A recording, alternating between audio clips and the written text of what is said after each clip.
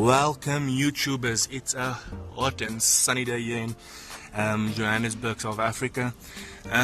Basically, if you buy the push start button set, you'll get four wires. It's two blue wires, a red wire and also a black wire.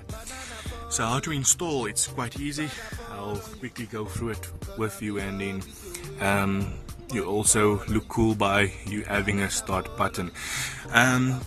First of all, I connected one of my blue wires to the starting harness because your car is recognizing the starting harness, so it's quite nice. There's life. There's also some communication between your computer box and your starter.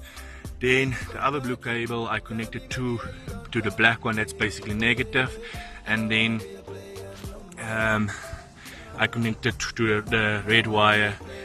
It's like 12 volts for the computer setup. I connected to the brown wire, that's basically live, and then the black wire I connected to the body, that's ground. I ran this whole setup down here in this plastic panels, and then I installed the whole button here just next to my gears.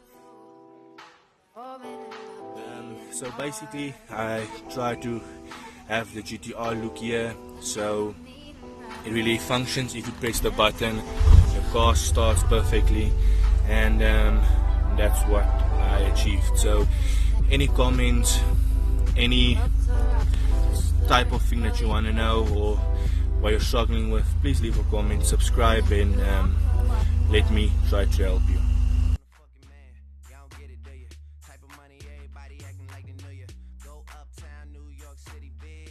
Spanish girls love me like I'm out with Twitter. Tell Uncle Luke I'm out in Miami too. Clubbing hard, fucking women, ain't much to do.